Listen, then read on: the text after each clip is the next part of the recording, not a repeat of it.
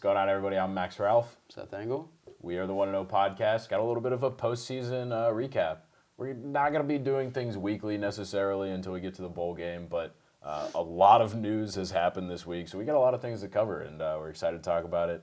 But first, a shout-out from Ocean State Job Lot, our exclusive podcast sponsor. If you haven't been tracking with us all season, we really appreciate what they've done for us, but they've been the tailgating headquarters for you guys all season long throughout the Nittany Lions season, but there are so much more.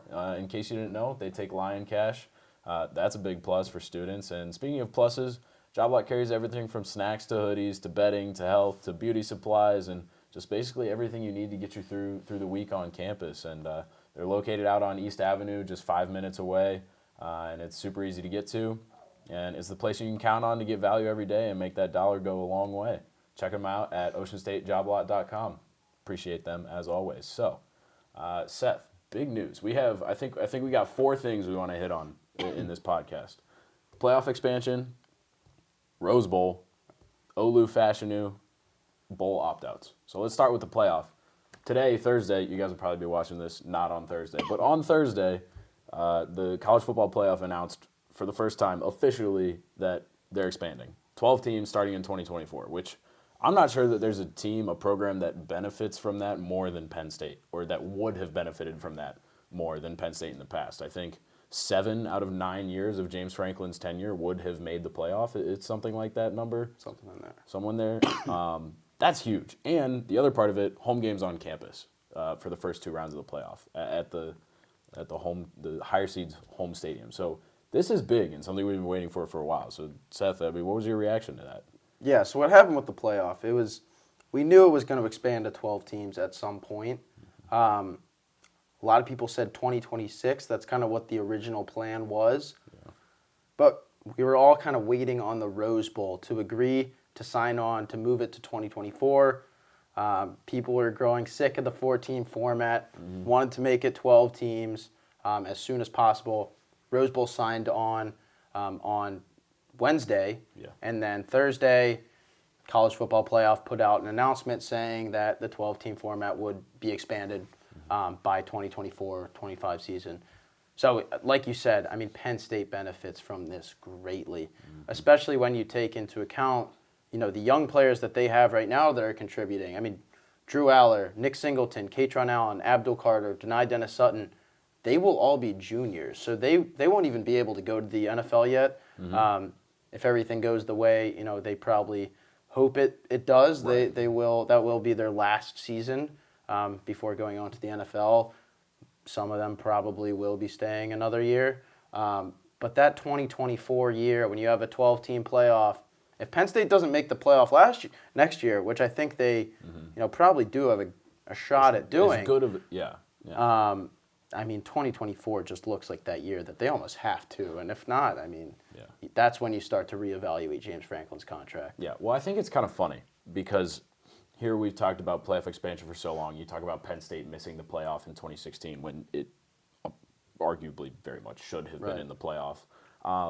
Now that this window is kind of opening up in 2023 and 2024 where you're like, okay, these kids who are freshmen this year, really good, are going to be sophomores, juniors, like this 2023-2024 combo could be Penn State's best chance at breaking the top 4 finally. And it's like, oh, okay, well now it's 12 teams and the stakes are a lot lower. Yeah, but the thing is, you still have to make the playoff, and I mean, Penn State should perennially be in the conversation at that point. Like, there will be years, I think, that Penn State misses the playoff in a 12-team format, but it should perennially be in the conversation and make it probably 8 out of 10 years, in my opinion.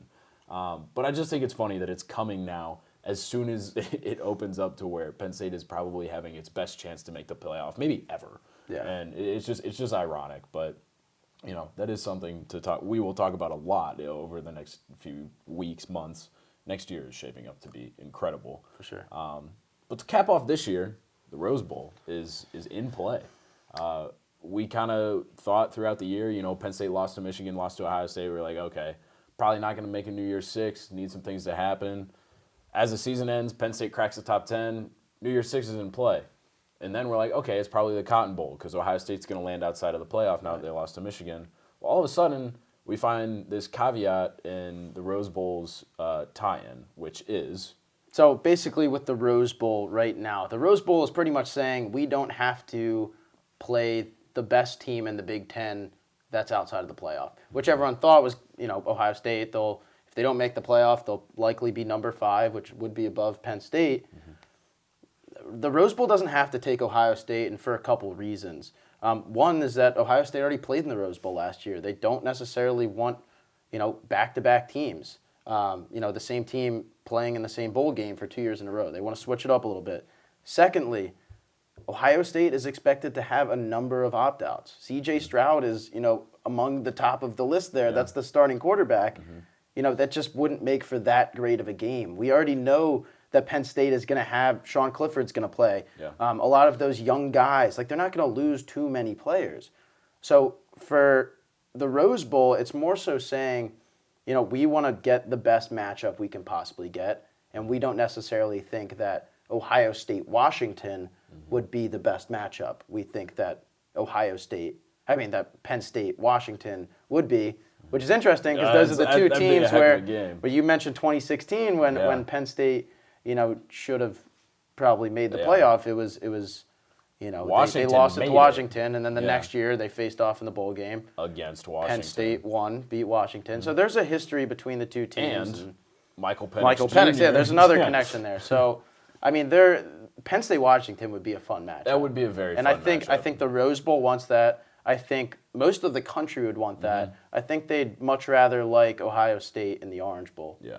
Yeah, I think that's what happens, and that's what's sounding like happens. I think The Athletic reported it today or yesterday that said the Rose Bowl is becoming increasingly likely to take Penn State over Ohio State, which is interesting. I'm really excited about potentially taking a trip to Pasadena. I've never seen it. I've never been to California before. Yeah, I haven't either. The granddaddy of them all. That would be pretty cool. I must say. But as far as bowl games go, there are obviously going to be, you mentioned opt-outs for Ohio State. Penn State's going to have its fair share. They've already got one. Joey Porter Jr. declared for the draft and said that he's gone. That one wasn't surprising to me at all. He's got nothing to gain from playing in that game. Especially when he already missed a couple games with that appendicitis too. Right. He's basically a lock to go first round, early second round at the worst. He doesn't gain anything from it. I'm sure maybe he'll still travel with the team. I don't really know how that works, but you'd think he'd want to see the Rose Bowl. But anyway, he's gone. Not surprising. No feelings hurt. Really doesn't matter for Penn State because that corner room is loaded anyway. On the flip side, Penn State got great news at the end of the season that Olu Fashanu is coming back next year. Mm-hmm.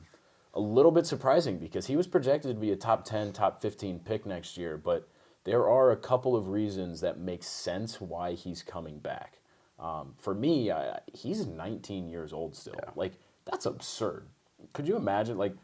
I'm 20. I could not imagine, stepping onto an NFL roster next year and, playing in the NFL. I am 20 years old. Olu is younger than me. And, he could be making millions of dollars. And so he's coming back. He's set to graduate next fall. I believe he and his parents decided that that's something that they want him to get done.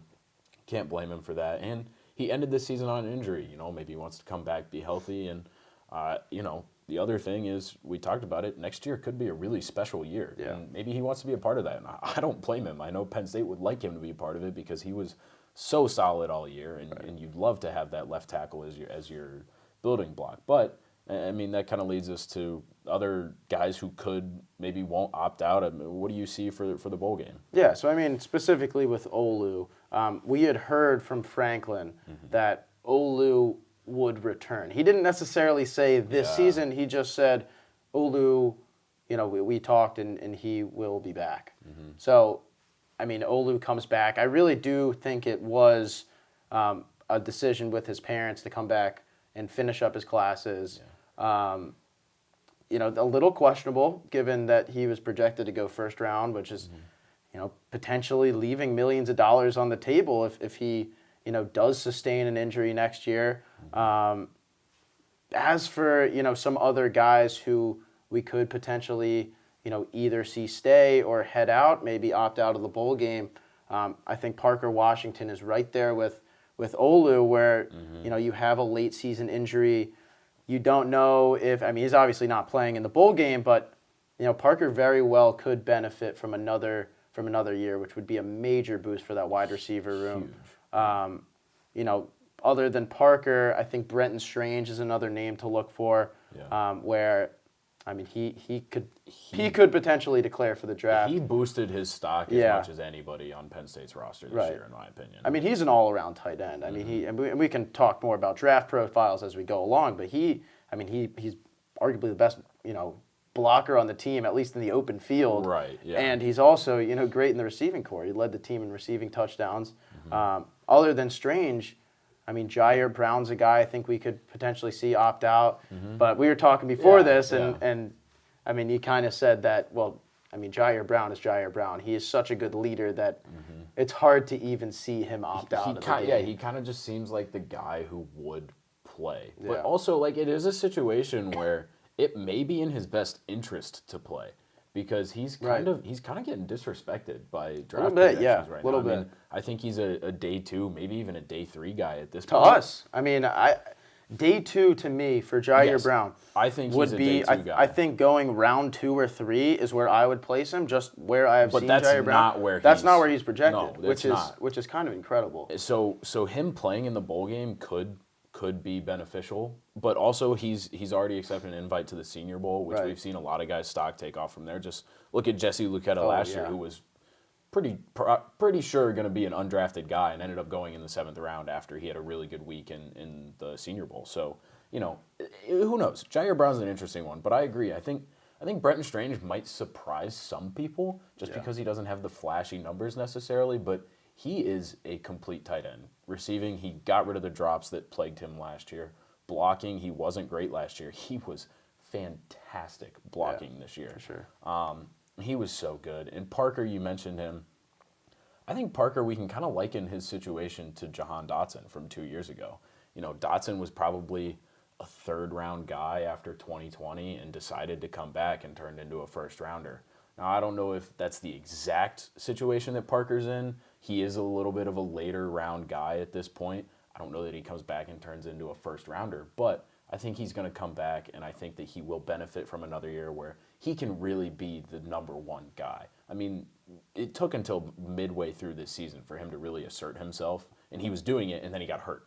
So I think he could benefit from another year from a draft stock perspective, and I think when you suffer an injury, a serious injury like he has at the end of the year, it's just kind of tough because then you miss so much prep going into the draft too. So I do see Parker coming back. The only other guy the 2 guys who we haven't talked about yet, Juice Scruggs is kind of an interesting one. He's a guy who you could maybe see coming back, but does he really gain much from coming back? Probably not. He's going to be a mid-round draft pick as it is, and that's where it is. And then the other guy is Curtis Jacobs, who's a really interesting one. Well, I'll start off with Juice Scruggs, who, Juice Scruggs has been one of the most committed members of the team over the past, 5 years, has the option to come back for a 6th, use his COVID year. Really transformed into an all-around center this year after just playing in the interior in past years. This year he took over as the full-time center. Yep. I think he is one of the best centers going into the draft this year. Absolutely. So for me personally, if I'm Drew Scruggs, I would enter my name in. I don't see that big of a boost coming from a 6th year of school. Nope. As for Curtis Jacobs, we're so big on Curtis. We talk about him all the time. We even talked about early in the season. He is just so underappreciated.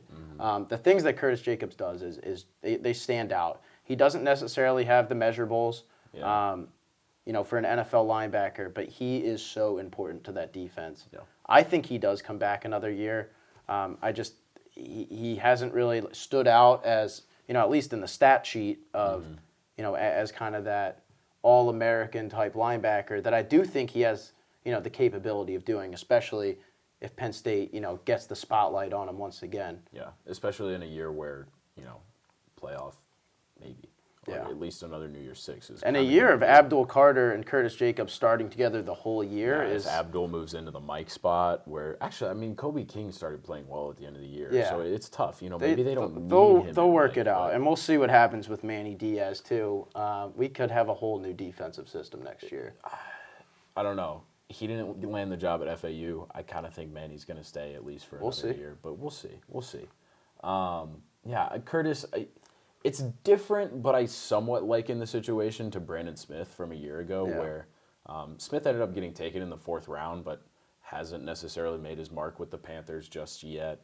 But I felt like he was a guy who really could have benefited from another year in school, another year to just learn football better. Like, he has so many measurables. He's so talented, but just needed another year to put it all together. And I don't know if Curtis is in the same spot. I think he's a little bit of the opposite in a way. I think he just needs another year to make the flashy plays and get the spotlight on him, which he can do.